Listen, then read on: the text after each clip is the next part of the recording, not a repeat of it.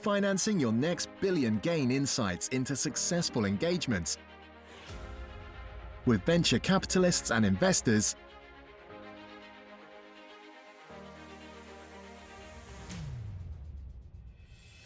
Get ahead of industry trends, hear from industry leaders, influencers, founders, policymakers, and governments.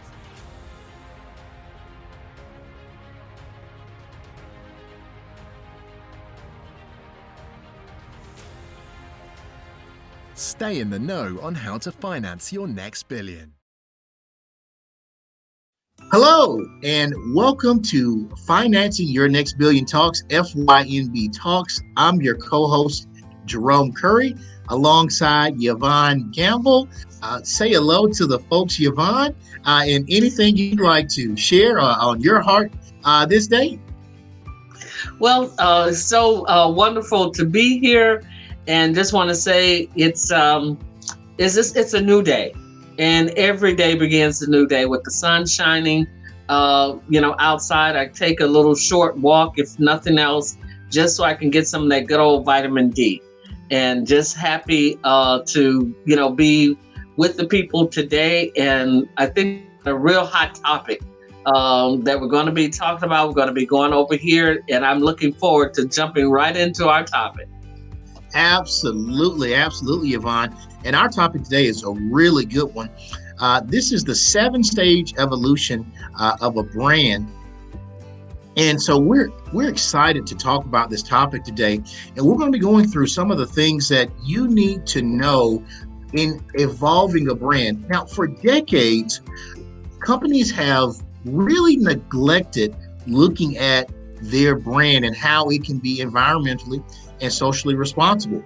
I think just now, probably, I would say, Yvonne, within the last 15 to 20 years, would you agree that companies have really started to take a look at that environmental and social piece and really factoring that into their bottom line? Would you agree with that, Yvonne, just off the top of your head? Yeah, I would definitely say, I think you pegged that just right. Within the last probably 15 to 20 years and the last 10 years, it's really, ramped up. And a lot of that has to do with climate change and the way the things are changing. No longer can we look outside and say, oh no, the climate's not going to change. Everything is going to be fine. Or, that's a myth, or that's the scientists, or, the tree huggers, what have you. Or, here we come again with these hippies of the 60s, talking about these different changes. It's affecting everyone. It's affecting our water supply.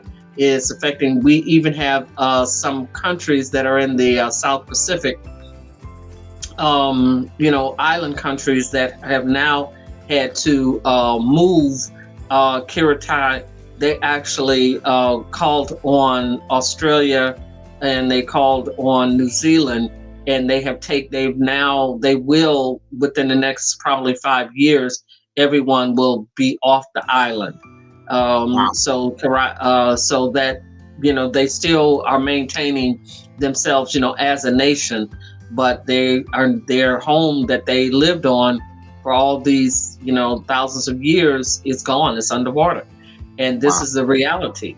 So therefore, yes, brands are having to become more socially responsible, with the environment and with, how they do business and with the environment as well. Absolutely. And one of the questions that has always been in the back of a company's mind is, we understand that this may be a problem. However, will this be profitable?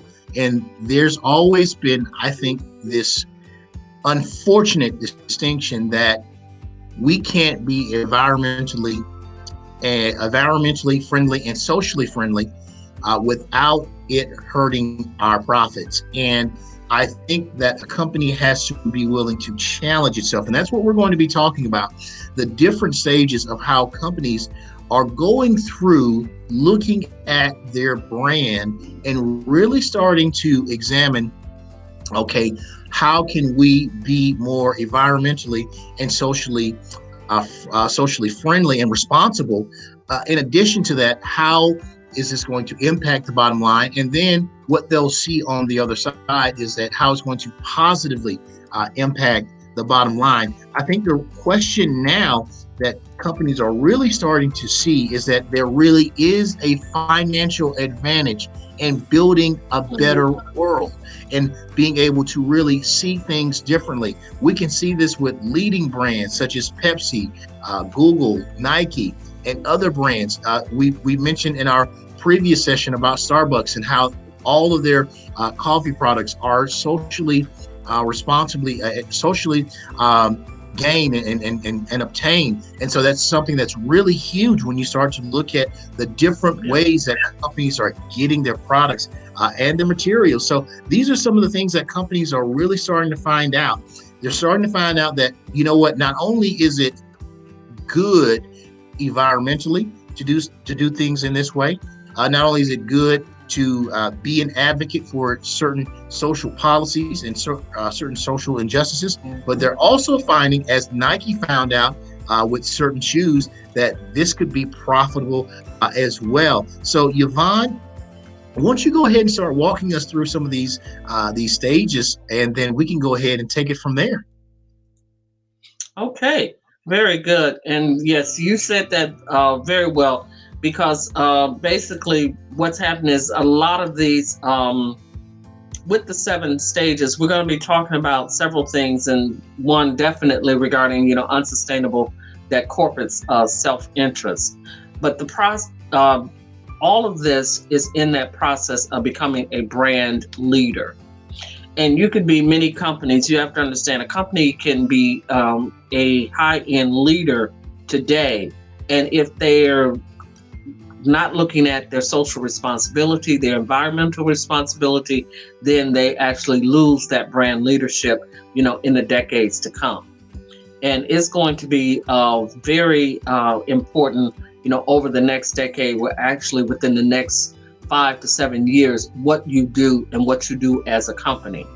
We're now entering a new era where we're bringing in, each new era introduces a new age range. So basically the new 20s that come in to an age range that introduces a whole new, say, strain, a whole new flower, a whole new pollination comes into the actual workforce, into the entrepreneurial force, into the corporate force.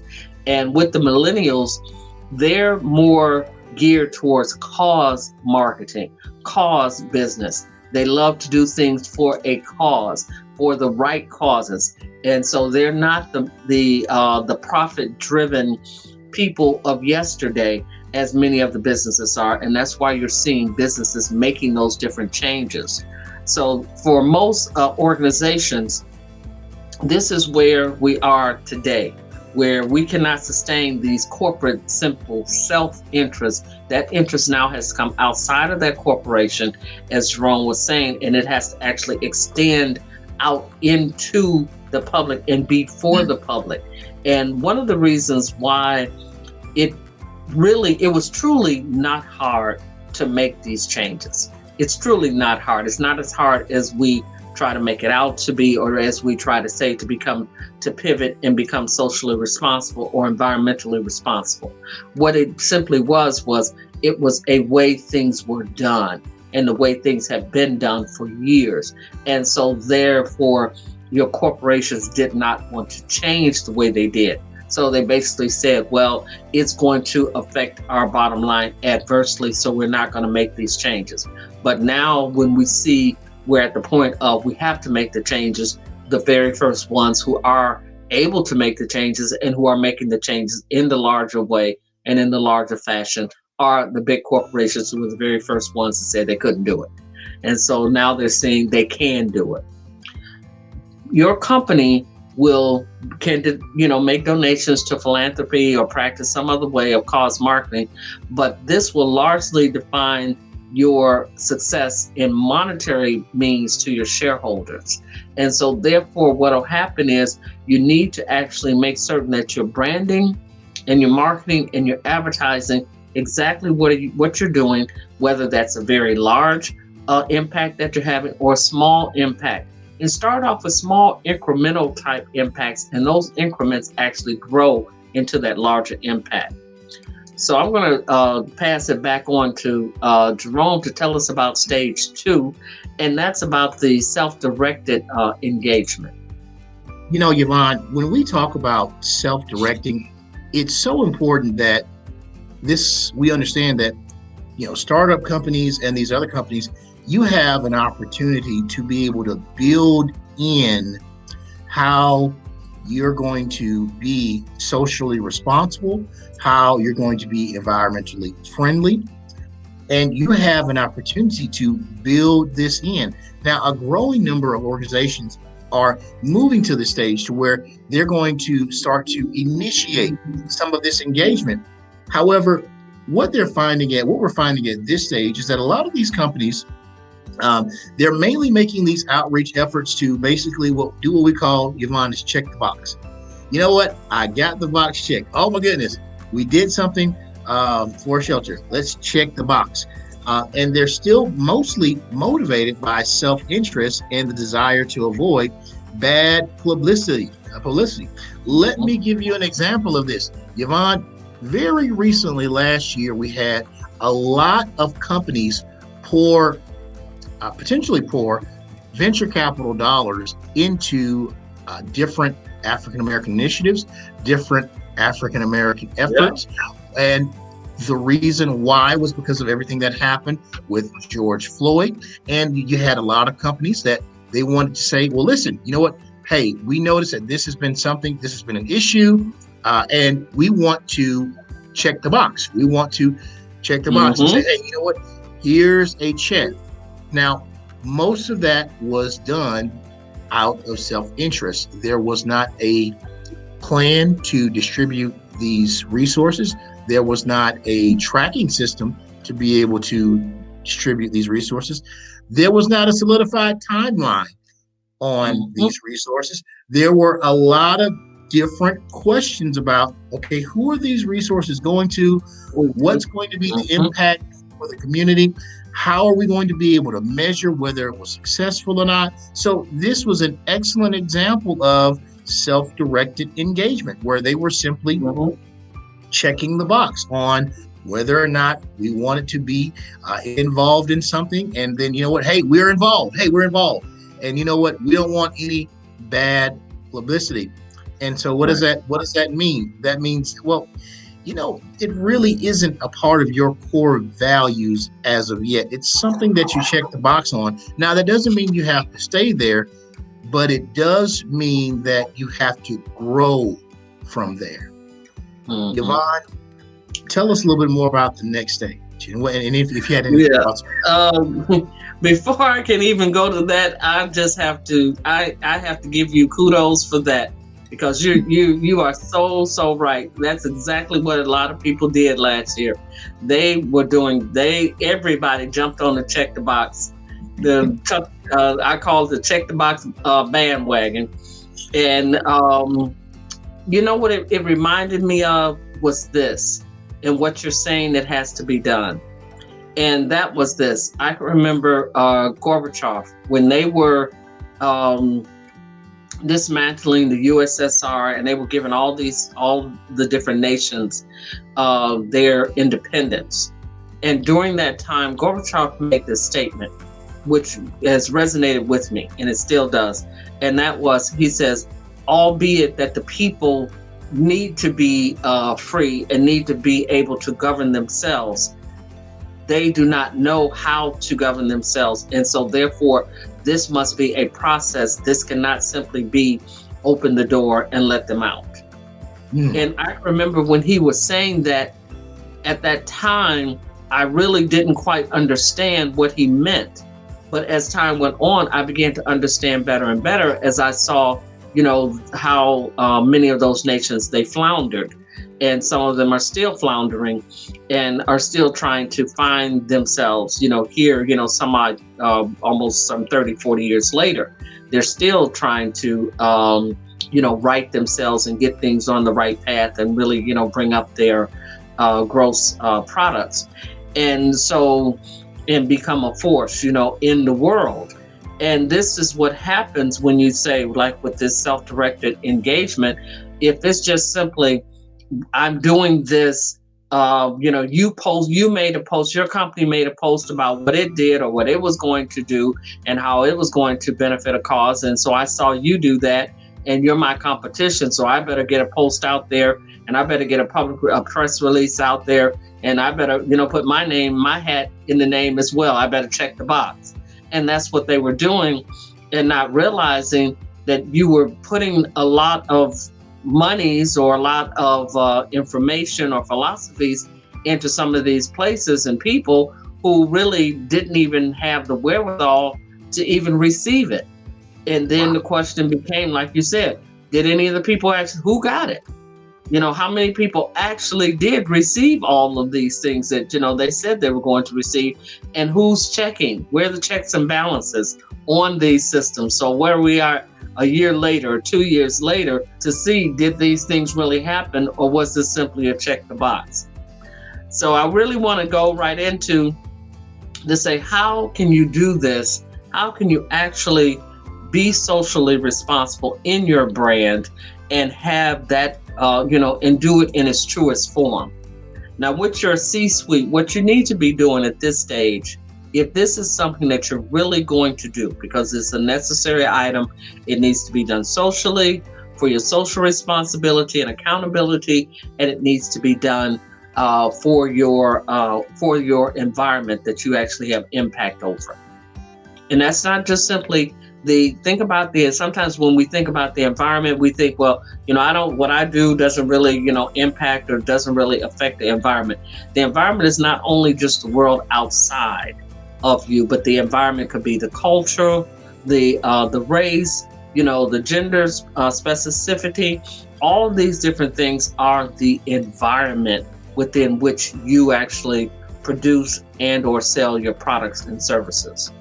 So what you can do is to bring your corporate leaders together and begin to reflect deeply on your vision for the brand. What do you want your brand to ultimately look like? How do you want it to resonate through? We talked about in one of our earlier series, we were talking about advertising and marketing, and we talked about how Amazon and how it's branded itself as the A to Z. It has many products that are within its prime and within what it does. And so therefore they look very deeply into the vision for the brand and beyond just simply how much are we going to make of all the products we sell. And this is what mark are we going to leave, and are we going to leave the world better because we were here? That's one of the very important things that you really need to look at. Are your clients, are your customers, are your consumers going to be better because of the business you provide or the services you provide? Bring your leaders together and have them to put together a proposal of the company's future. Just have them each of your C-suite officers, have them each separately write up a proposal of the company's future based on fulfilling a greater social responsibility, based on fulfilling different benchmarks. Have them put together a 1, 2, 3 page proposal and sit down and really go over that and really go through there. There you will find many opportunities and you will find missed opportunities. Don't have this be simply, we all sit together and we brainstorm and we throw ideas up on the board and then everybody agrees to them. Generally, when you do that, what you generally have is you simply have the same people pressing forward their ideas, their ways, and then you have other people who kind of sit back and wait for it to be done. Do it differently. Everybody write a 2 to 3 page report proposal on the company's future brand, on fulfilling the greater social responsibility, include benchmarks, then come back together. Trust me, you will find out a lot more about your company that you really didn't even realize was actually there or was actually on the mind, or things that you didn't even realize were being seen or thought of, because now you have all your C-suite officers saying to you. And if you don't have a suite of officers, bring together advisors, bring together mentors, but try to bring together at least 5 to 7 people and get 5 to 7 different perspectives on what the future of your company and its responsibility socially, environmentally, culturally, gender specific, in across all of these different areas. And when you do that exercise, you will become a broader base, socially responsibility, social aware company. Excellent. That is excellent. That is excellent. That leads us right into our break. The yellow lights are responding, so we've got to respond to those yellow lights and take a look at our sponsors here. And we'll see you shortly and be back in a moment.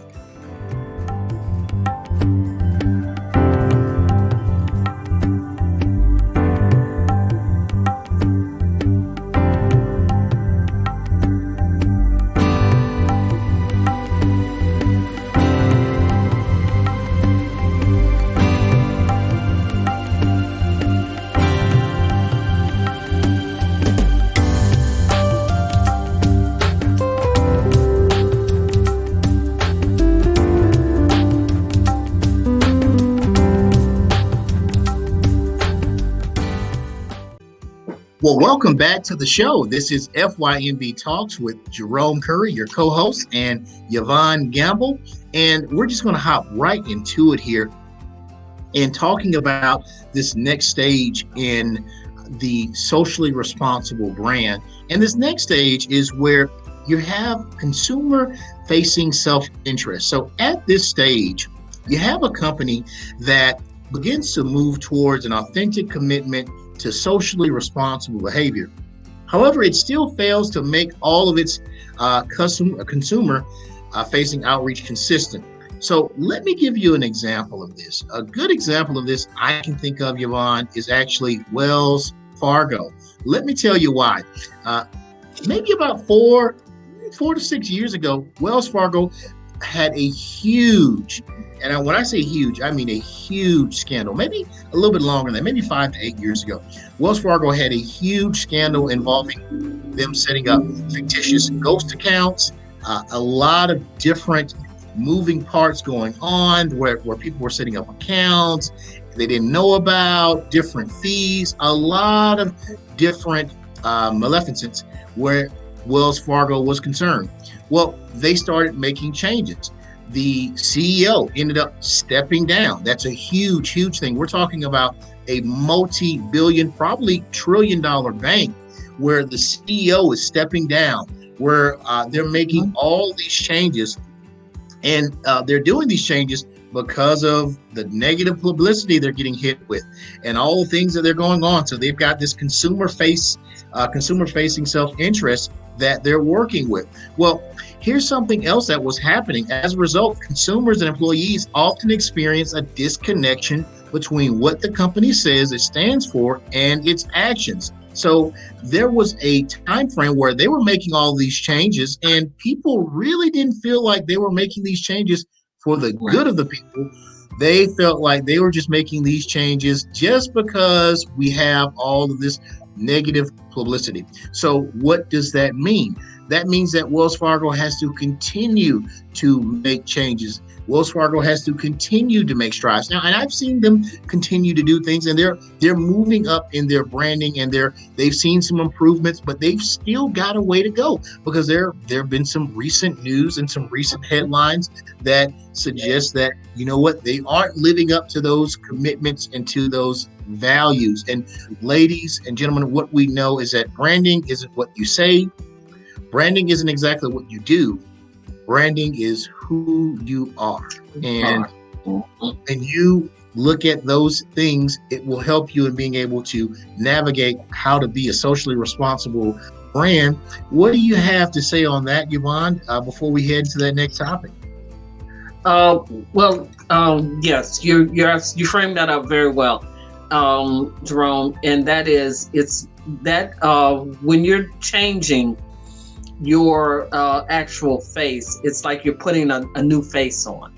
And you basically, what companies have to do is they do have to get new wine skins. You cannot pour new wine into old skins.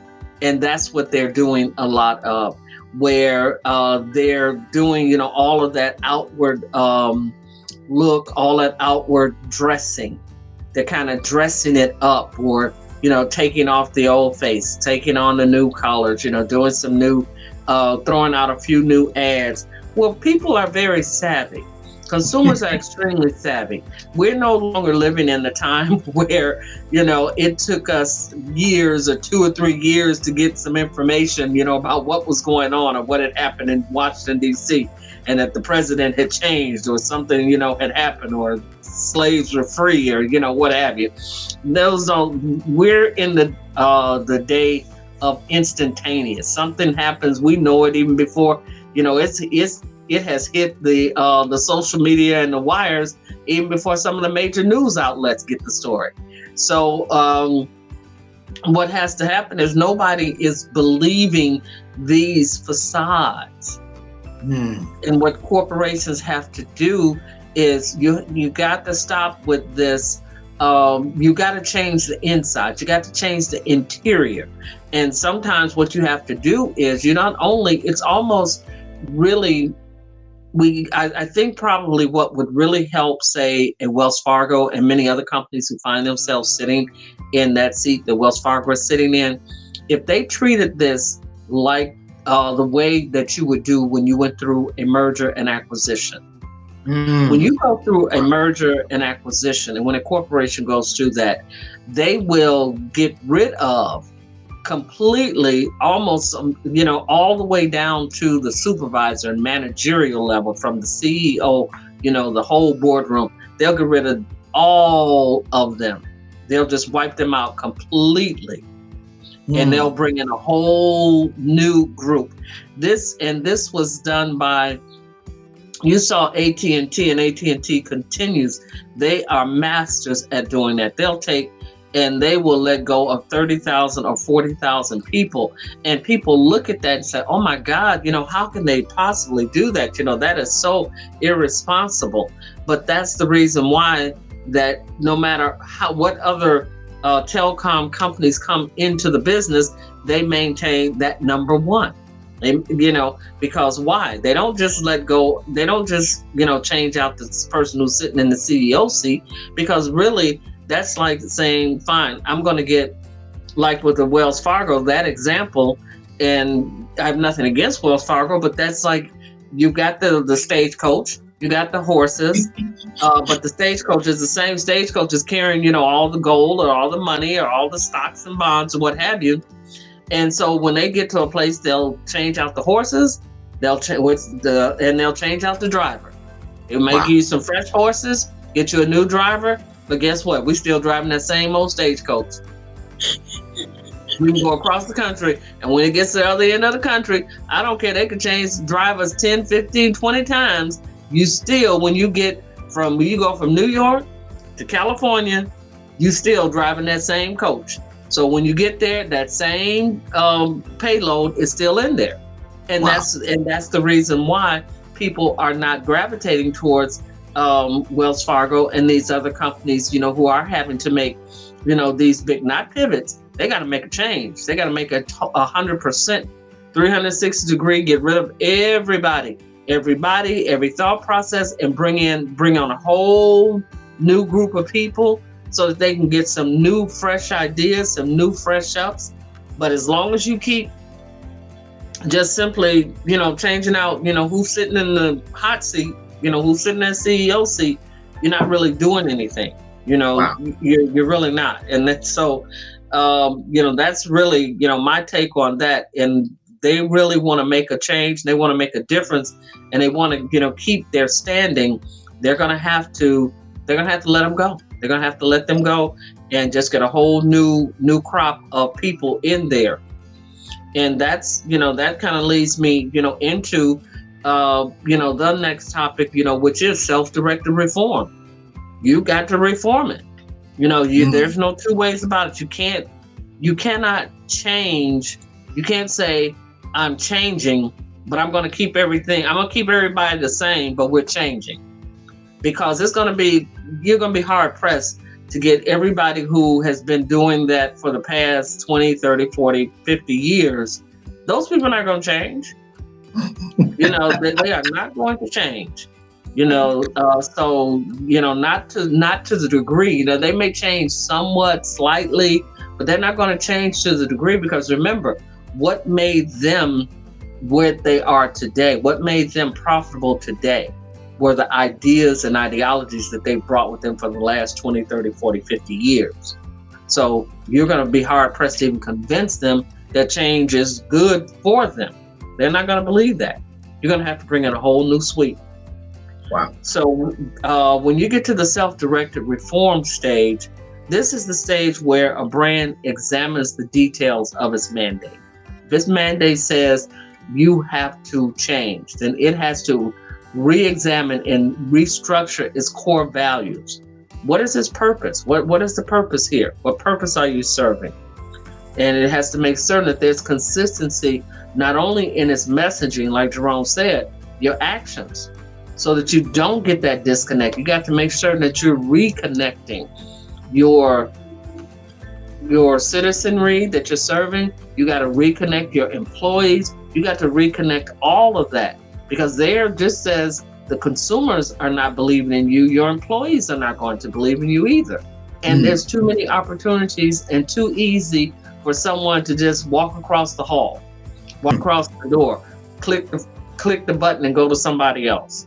It's just that easy nowadays. Wow. So what's going to happen is it starts with making serious decisions, serious changes, changing suppliers, imposing strict ethical standards. These one of the things that we've got to really look at, and that is our ethics. We got to look at that across the board around the world. What are we doing with our ethical standards? We've been doing these things for so long that we feel that they are right. Well, just because you've been doing something for a long time does not make it right. Wow. If it was wrong to begin with, it's still wrong. If you do it for 100 years, it's still wrong. So we're going to have to look at our ethical standards that we have. We're going to have to bring on different hiring, new leadership to reformulate your vision. Let me restate that. You're going to have to look at new leadership to reformulate your vision. Wow. Don't waste your time trying to reformulate your vision with old leadership. That doesn't work. There are many companies that don't even exist anymore because they tried to do exactly that. And that does not work. You got to reformulate your vision with new leadership. You got to hire all new people. Wow. And these changes that you're going to do, you're going to have to do these changes very quickly and very succinctly, because of the fact that now, and especially in, that's a very good example that you brought out, with bringing Wells Fargo to, because in the banking industry, now what are we seeing? We're seeing Bitcoin, cryptocurrencies, all these different currencies. So not only, it's not just a matter of how well one bank serves you versus another bank, can I make my deposits online and all that. Now we're looking at totally new monetary systems that are coming in, and totally new ways to make money, and totally, new outlets that weren't there before, and outlets that are ready to serve us at our point of need. Whereas most of these big banks, they became, such as Wells Fargo, they became so big box to the point where they weren't really serving the consumers, and the consumers began to question, were they a consumer bank, or are you just a bank, with a name on it that's holding my money and charging me a fee? Because basically, the big box banks, have literally become, just fee banks. It's a fee for everything. Yeah. And people are saying, I can go into cryptocurrency and I'm making money. They're all about encouraging you to invest. And, there's so many different things that give you that opportunity to invest pennies. You don't have to be, a stock market expert to be able to invest your change. You got Acorn, you got Stash, you got Dash, just to name a few of them. So you have all these different outlets that is out there where you can bank. Goldman Sachs has, their banking, so we're not the only ones on the block anymore. Mm-mm. And so you're not going to be able to, it's different when you were the only one there and there was no other game in town. But now there's so many and you'll be swallowed up by it. And that's, I know that's literally, coming from the banking industry, never did I think it would get to this point where looking at these big guns, the old head big guns would ever, face this type of music. But yes, they are. And what you may see is this. What you might see, Jerome, and a lot of them will do, because a lot of these things will be, have to be done, out of the public side. So what you will probably see is a lot of smaller banks, come online. But trust me, those smaller banks that come online are going to be derivatives of these bigger banks. And that's not a bad idea, because it becomes a more personable service that they can offer, and they're not trying to be so profit driven. They can be more consumer driven. And then not only that, it will be, so Wells Fargo will probably, break itself into, some smaller entities and then rebrand itself, through those smaller entities. That's one of the ways, that's one of the things that many companies that go through these different types of things, that's what they do. So they'll break themselves down into a smaller, corporations, and then come back in with a rebranding and have a more personable look and feel to them. Excellent. Those are phenomenal points. And it leads us into where, if you're not evolving your brand, you're going to find yourself in a very interesting place where you may or may not be in business. And smart money always is looking ahead, saying, wait a minute, listen, you know what? Things are shifting, things are changing. That's why Wells Fargo probably went ahead and made a strong partnership with Zelle. They saw, this bankless society that's coming, and they're trying to adjust their branding to where they're going to be more consumer friendly. However, as you said, Yvonne, they may have to do some more deep diving and deep digging in order to achieve the goals that they want to set for. However, that's the end of our show. So much more to share with you. We've got some great shows coming ahead. I'm your co-host, Jerome Curry, and this is your other co-host, Yvonne Gamble, saying enjoy your day and enjoy your week.